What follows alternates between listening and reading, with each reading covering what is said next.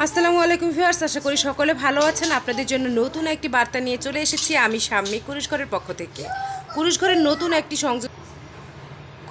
নতুন একটি সংযোজন হলো কুশি কাটার চুড়ি, যেটাতে বিভিন্ন ধরনের কাজ করা থাকবে। পেইন্ট, কুশি কাটার কাজ, বিভিন্ন ধরনের ফুল এবং বিভিন্ন ক্রাফটিং যে ডেকোরেশন জিনিসগুলি পাওয়া যায় সেগুলিকে সেট করে তৈরি করা, এবং অবশ্যই স্টেজ প্যাটার্ন তো থাকছেই।